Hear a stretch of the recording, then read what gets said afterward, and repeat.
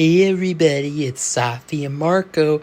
Dish out on movies. The only movie review show on YouTube that reviews movies in terms of food. And it's just Marco here, once again. And I bet you're wondering, Marco, why are you acting so strange? And, well, I don't know. So I am here today to review Kitchen Nightmares, Season 10, Episode 7, Cafe Nate. Note. Nate. I really have no idea. I don't even know, like, Chef Godin, he must have knowledge that, like, just, it goes beyond me, you know, because he never questions, like, the first thing I questioned was, like, what is this? What does it mean? What is a cafe nate? Cafe nate. What does that mean? Notte. Does anyone know what that word means?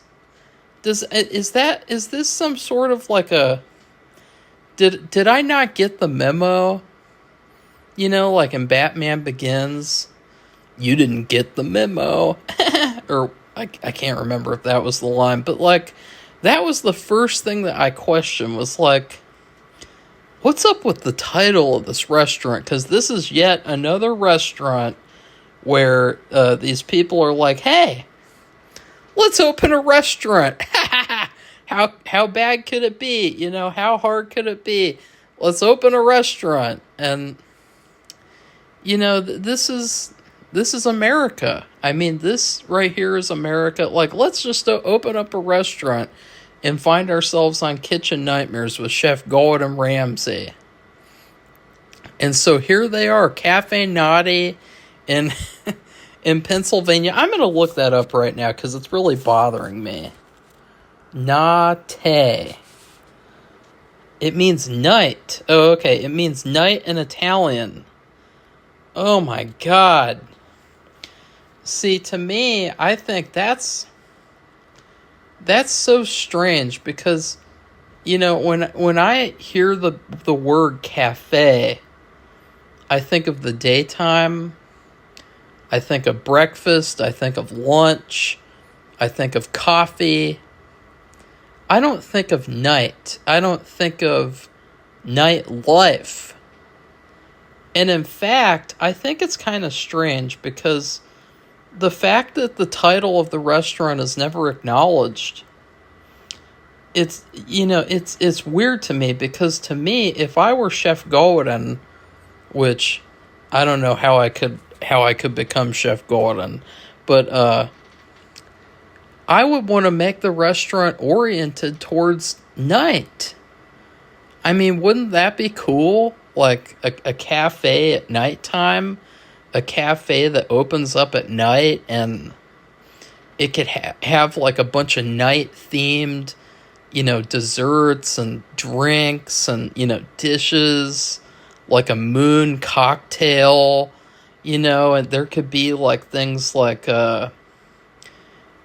maybe like certain days of the month, like the full moons, that you could have like a discount on the food or something. Like you could do so much stuff with the concept of like a restaurant that is like themed towards the nighttime. And now I know that like obviously like the business, it's better to have it in the day and the evening or whatever, but it's just the fact that the restaurant's called Cafe Night. It's called Cafe Night. I mean, why call it that? There's no point. It's just like you're putting words together for the sake of putting words together. Jibber, jabber, blibber, blabber. Okay? Does that make sense? I mean, it really does come off like people were just like, oh, let's open up a restaurant. Hey, I have an idea. I'm going to open up a restaurant. It's going to be called Sprinkles Pencils. I mean, really? What does that mean? Sprinkles Pencils. Okay, so that's my first critique. And, you know, I guess it's not a big deal, but at the same time, like, the title, this is something that John Taffer does on Bar Rescue that I think sometimes works better and sometimes it doesn't. Is, he looks at everything. He looks at the titles. He looks at, like, oh God, this place is called that? Oh, let's change it to this. And to me, if I'm looking at a place called Cafe Naughty, which should mean cafe night, make it themed like it's the night. Or, what else could be really cool is that even though the restaurant's open during the daytime, in the evening, you could have the restaurant feel like it's the night in the restaurant. Like, you could have, I don't know, it would be a little insane. You'd have to have some money to decorate like that, but like, it's weird to not take advantage of something that, like, if another place opens up and they call themselves the Night Cafe, would they get sued? Because maybe they would want to take advantage of a good idea. So that's my first idea. I'm not even in the restaurant business. I'm not like Joe. And that's another thing. I would love to see, I know that so far I haven't really reviewed the episode yet, but maybe I'm used to going long because I did that really long review of this movie called You're All Doomed. And it's basically a Friday the 13th ripoff. It's a really good review if you guys haven't seen it. But anyways, what was I going to say? Shit. That's even worse. Oh, I would love to see, since Joe is a restaurateur, I would love to see Joe go on like a couple of kitchen nightmare adventures with Chef Gordon. I would love to see him like go to like a restaurant and deal with some of these people, because I bet he would be really, really mean, and maybe he would, balance out Chef Gordon, because Chef Gordon, he's so tame now. And part of it is probably because he doesn't want to wreck his voice. But it's getting funnier and funnier because you're seeing him in these situations where you can tell he wants to go insane. He wants to, if it was old Gordon, he would put these people in line. He would crack the whip. He would crack the whip with his lines and his yelling and screaming, and he wouldn't mess around with these people, but now he's almost become like a reality show, or not reality show, but like a soap opera kind of host or something. Like he's become this kind of like caricature of himself, this kind of safe caricature. And I just think it's because he's getting older. So at Cafe Naughty, before he even goes there, the wife, because this is a family restaurant, the wife in the family restaurant, she called Gordon and she organized a secret meeting. And they meet and she's like, Gordon, you're going to have to help me because this place is tearing me apart. This place is sucking the soul out of me like a Dementor from Harry Potter. And, that was really sad. It was genuinely sad, but I think it was the first red flag of this episode because it was telling you right off the bat, this is not going to be Kitchen Nightmare. This is going to be American Kitchen Nightmares. It's going to be Americanized. It's going to be soft, ooey gooey family drama. The Waltons. No, the Waltons is not drama. Well, I guess it kind of is sometimes. I've only seen like 2 episodes of that show, but I really like Richard Thomas. So Chef Gordon goes to the restaurant finally to taste the food, and he tastes quite a few things. And right off the bat, so you have her, you have the son. I think the son's name is David? The son is really hilarious. The son is the manager of the front of the restaurant. So all three of these people are co-owners. So it's kind of it's like communism, but it's not. It's like everyone owns a share. It's kind of like in The Office where Michael and Jim were co-managers. And it's so funny because I thought that was stupid. That was so dumb. But here we are, an actual restaurant. It has 3 co-managers. And there's nothing wrong with that. I'm just pointing out how I did not know it was possible to do that. So what was I going to say? Okay, the son. It's really interesting with the son because he looks like Rhett from Good Mythical Morning, but kind of overweight, and he looks like a hipster version of Rhett.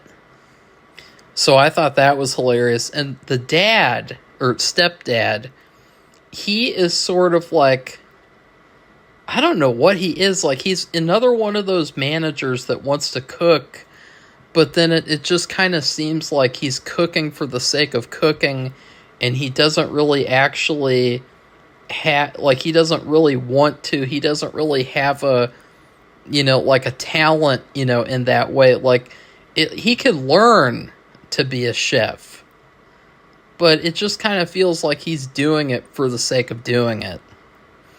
And it sucks with him because I thought this whole episode, he was arguing with customers at some points, and he was pretty rude, but I was looking at this guy and I thought he could be a really good actor.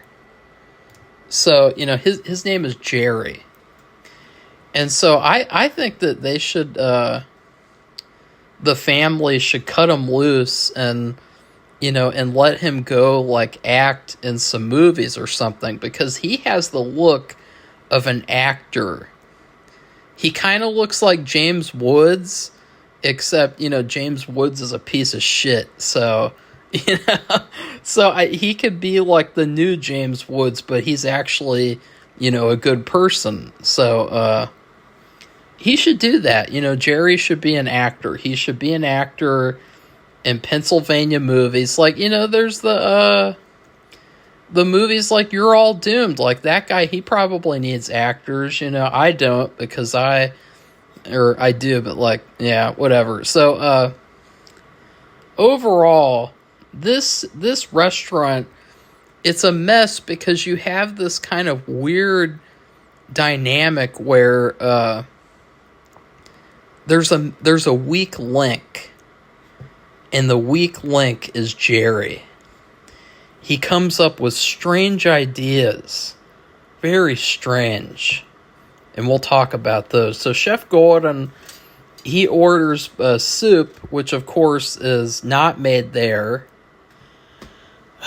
I thought, to me, that was like one of the most insulting parts, because it's like, wow, like, you can't make soup? But then again, Panera Bread doesn't make soup either. Okay, they make it elsewhere, and then it comes frozen. And I watch them. I do door dashing. I watch them open up the bags and pour the soup in from the unfrozen bags. But to me, I think there's nothing more insulting than going to a restaurant and they don't even cook their own soup. I think that is a huge sin. And I never even used the word sin. Okay, and then he got some other stuff. He got calamari, and I can't remember what was exactly wrong with it, but it was terrible. And then he got this chicken dish, which Jerry brought out himself. He was so proud of it.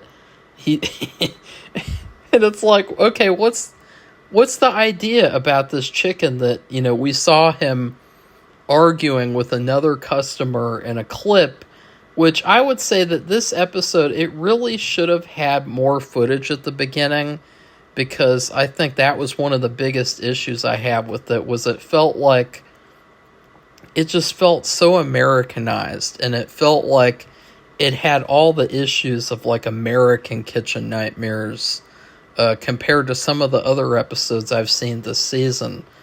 But his idea, okay, get this, guys. What if you fried chicken without the breading on top? I mean, that is just the stupidest idea that I've ever heard. It's like, oh, what if I served a peanut butter and jelly sandwich without the bread? I guess if you're on some sort of a really restrictive diet, or something like that. Oh, what if? Well, I guess eating a hamburger without the bun, that's actually something I do, because I don't think the bun is necessary, except if I get it from fast food. But to fry chicken without the breading, ugh. I mean, that is a crime. I mean, sir, you are committing a crime against those poor chickens. I mean, you just think these poor chickens, they died so that this actor guy could put the chicken in a fryer without anything on it. What the hell is that? Oh. So obviously it was dry and it looked terrible. I mean, it really, really looked terrible. And it really rang close to home today, because I got Raising Cane's. Should not have gotten that. It was a huge mistake, because all of my chicken tenders, a lot of them were missing the breading, and it was dry. The chicken was dry, and a lot of the breading was soggy, and it was horrible. Like, you go to a chicken place to get chicken, and they can't even do the chicken right. So then you're sitting there eating fries and coleslaw like a vegan loser. And so that really sucked. And that's what this reminded me of. So I could only imagine, like, the dry chicken, no breading. Ugh. And he was proud of it. And his wife called him an artist. God, his wife, she's a good person. His wife is like, she is wifey material, okay? Because she really, really pumped him up, okay? Because to call that art is like calling it's like calling McDonald's fine dining, okay? And then finally, Chef Gordon got mussels. And the mussels, this was the key part. The mussels were cooked in Guinness beer. And I thought that this was really funny, because it was kind of reminiscent of back in one of the recent seasons of MasterChef. The winner, who he deserved to win because the other contestants sucked, because they got rid of the Ohio contestant. And, he was the best one, and they got rid of him for diversity quotas. And then the other two, they sucked. So this other guy won kind of by default. And because he was the only one who was, qualified to be there in the finale. But he would put beer in everything. And it's like, oh, I wonder why. Is it because you genuinely think, like, beer needs to be in all the food? No. It's because he sells beer. The guy sells beer. So no shit that he's going to put beer in all the food. He wants people to buy his beer. And in this case, There was this bullshit story about how, in Italy, the old Italians, the old Italians from The Godfather told Jerry, they told him to put Guinness beer in the mussels. I mean, that is just the biggest pile of bullshit I've ever heard. I mean, and you know what it is, though? It's money. Oh, hey, we cooked these mussels in beer, so give us more money. That's what it really is about. And Chef Gordon didn't even say that. Chef Gordon just, he did, debunk the myth of putting Guinness with mussels. I mean, I don't really care to eat mussels. I don't think that Chef Gordon likes to eat mussels either by what he did. But like to lie about that, I genuinely think it's just a money thing. It's like, oh look, we put gold leaves. Gordon talked about this. He talked about how like there are these really expensive $100 burgers where they put gold leaves on the burgers. And, this is that same type of thing. So I was surprised that he didn't call them out. Now, he was really worried, Chef Gordon. He didn't want to die. He even told them, he's like, please tell me the truth. I have a wife and 6 children, and I got a frozen food business, and I want to look after them. And I got, Joe from MasterChef. I got to look after Joe, too, because he's misguided and he's an old tool. I've got to stay alive to look over them, look after them. And the truth came out. These mussels are frozen, and they are delivered from Chile.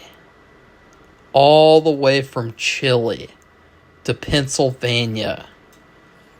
Oh, that has got to be like one of the biggest insults. Seriously, and that is shocking. And Jerry admitted this in front of all these customers. And, Chef Gordon, he has his frozen food, but this is a different thing because, like, you're at a fine restaurant, fine dining, sit-down restaurant. You expect food to be fresh. Because, like, when I go to a restaurant, what I think is, yes, honestly, like, taste is what matters. But when I'm going to a restaurant, I'm assuming that there's standards, that there's quality standards. I'm assuming that the food is good food, it's fresh, and apparently the mussels smelled strange, like they might have been off, expired, etc. And so, but they were not good. And so that was the end of that. And Chef Gordon, he immediately, he calls a meeting and he says, wow. And he says the same old things, like, this is a mess. I don't know what's going on here. Like, he just completely... But you can tell that, again, most of the issues here is just with Jerry. He's the main issue. He's the turd in the punch bowl. And he keeps saying, like, I don't know what's going on. I want to figure out what's going on with this restaurant. Is it the food? Is it the service? Is it the location? Is it the title? What's the issue? Nobody ever tells me anything. And that's just such BS because, like, you have clips of customers arguing with him about the food, and then he's arguing back, and, like, well, right there, they're telling you they don't like the food.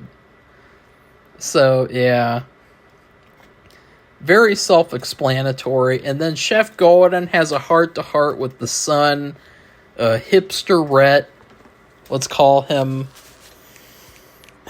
The son is definitely a hipster, and he has a big American reality show sad scene.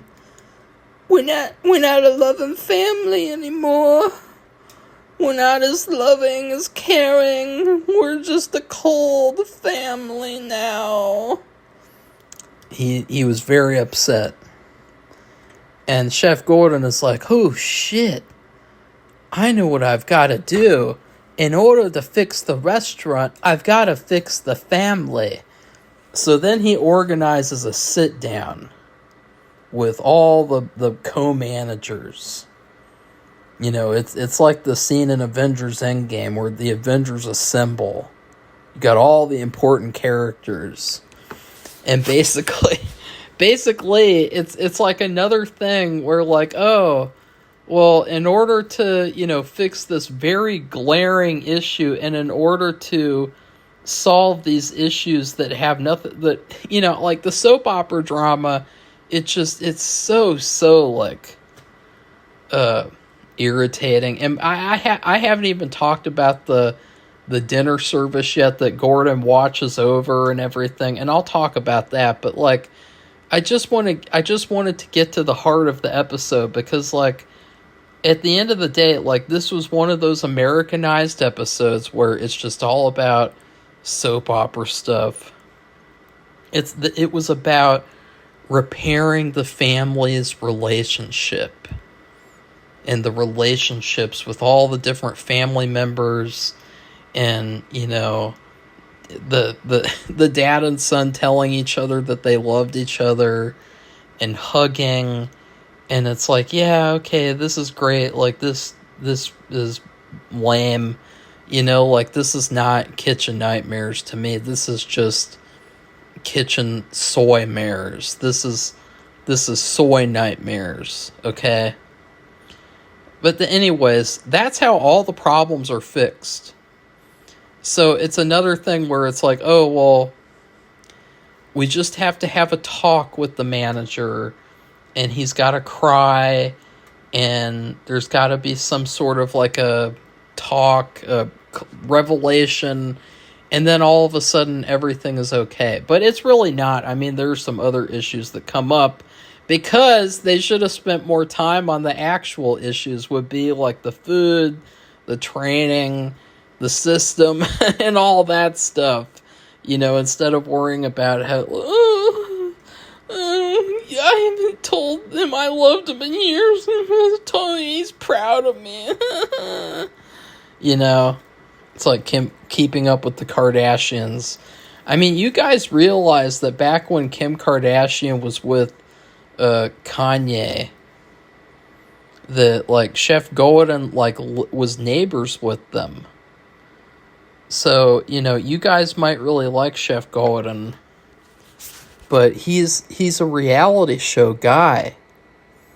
And episodes like this really confirm that, because instead of getting like a story about like restaurant stuff, we're getting like this family drama, and these endless sob stories and sob tales and sobby whatever. So Chef Gordon also observes the service where, you know, the dad is just, Jerry is, you know, he's completely out of his element, and he just fucks everything up. I mean, there's no other way to say it. And then he takes the mom to the freezer, and there's moldy food, and there's problems in there, and it's just a complete disaster. But to that, I would challenge, well, there's all those other chefs. So why are they not, you know, are they not allowed to do anything in the freezer? Because it just seemed like all the blame was going towards Jerry. When those other chefs, I mean, why can't they take the moldy onions out of the freezer and throw them in the trash? Are they not allowed to? I mean, I'm naive to the restaurant business, you know, I don't know. But I thought that was kind of silly.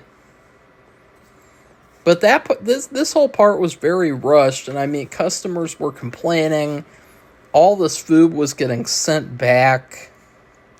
He was drowning the calamari in sauce, and oh God, that looked terrible. And so what Gordon had to do was he had to shut the restaurant down. And basically, it was just very clear to Gordon that, like, Jerry was the big problem.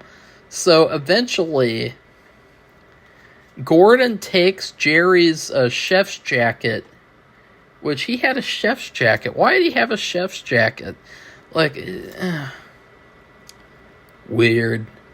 He takes it and he burns it.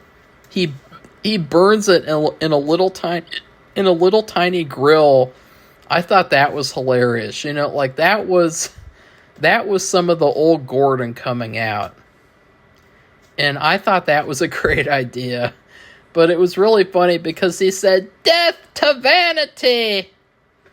It's like, Chef Gordon, I wouldn't be talking if I were you.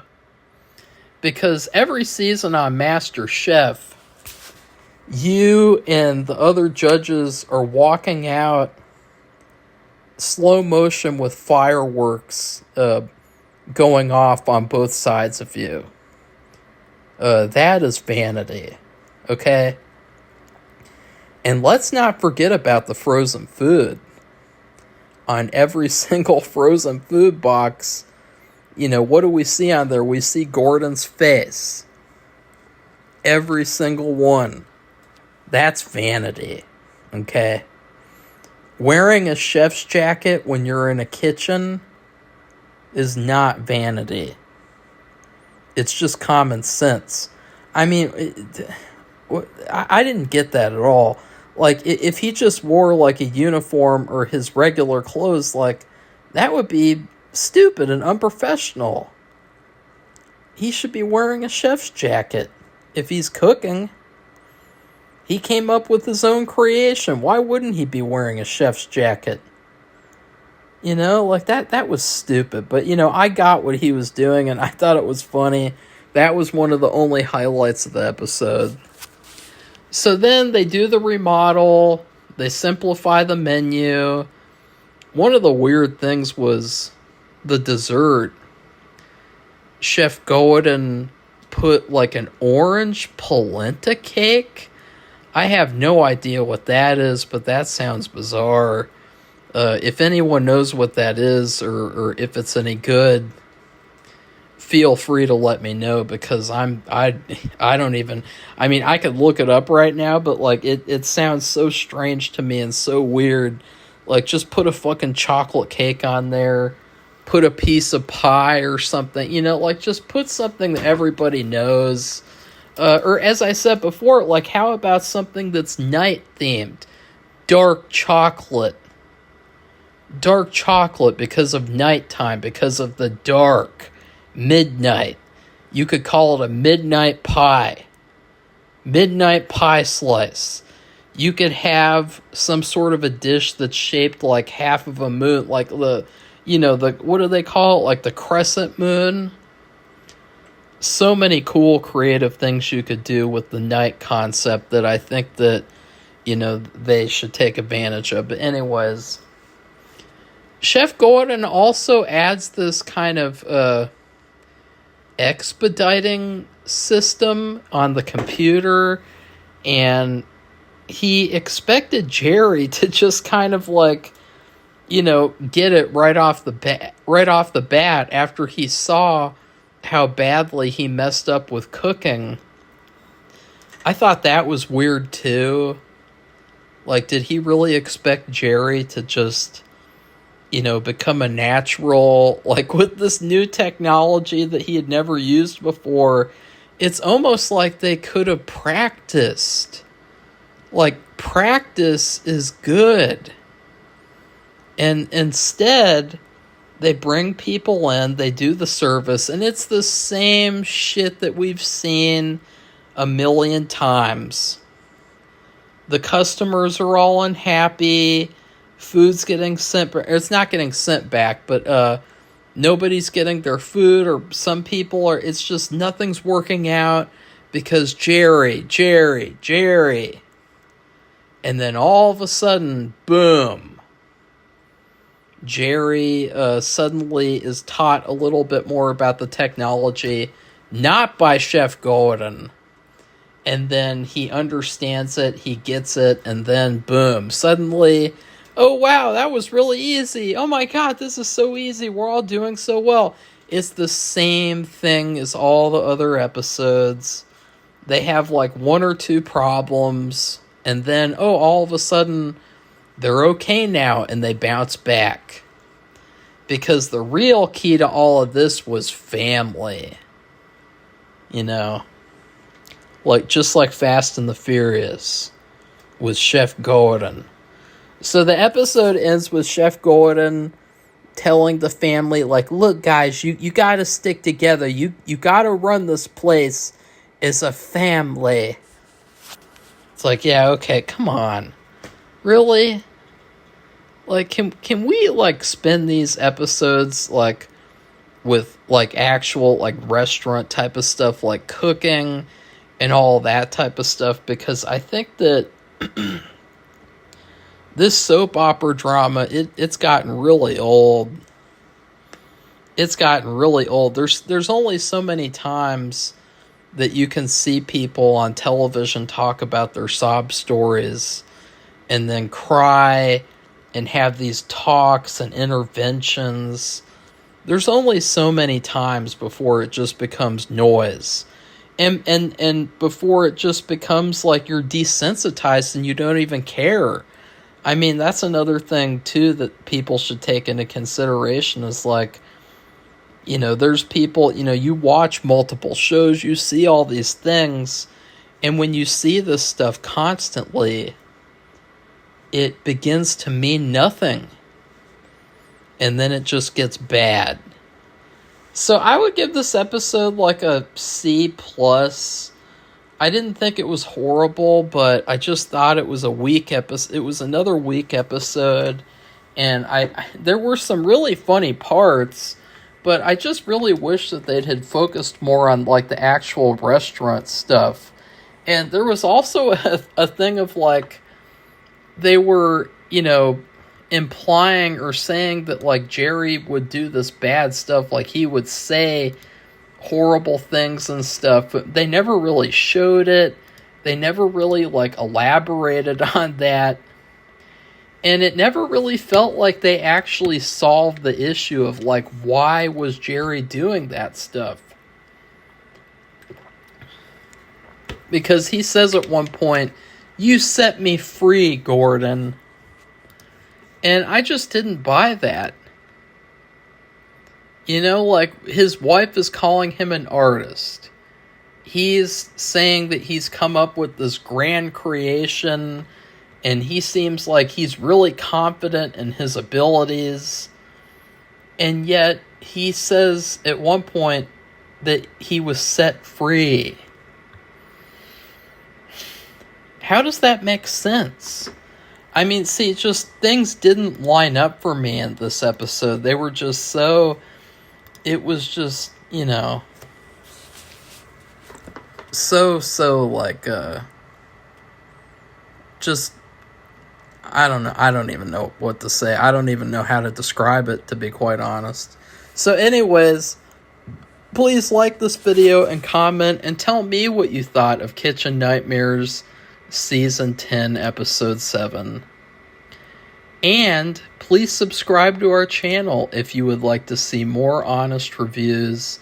And last but not least, please check out our Patreon page, because that is where you can get access to a ton of exclusive bonus content, extra stuff, movie reviews, all sorts of stuff.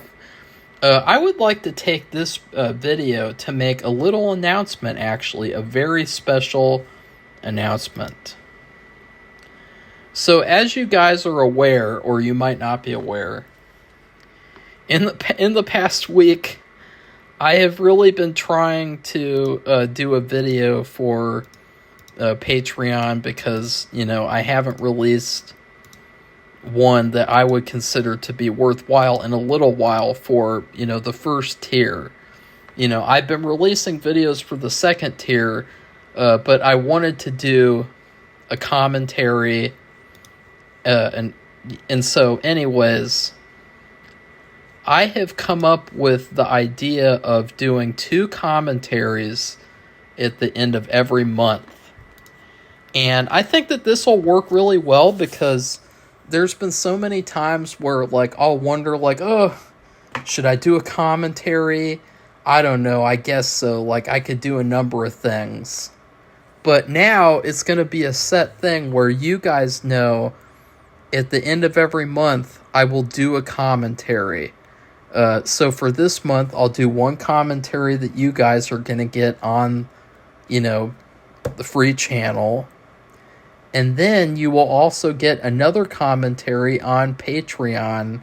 And if you sign up, of course, you get access. So 2 commentaries every month, maybe sometimes more, but hopefully probably never less unless, whatever. Maybe I get sick. Maybe Safi gets sick of bullshit. She gets sick of watching shitty movies like Supergirl. So anyways, that's it. So goodbye, everybody. See you soon.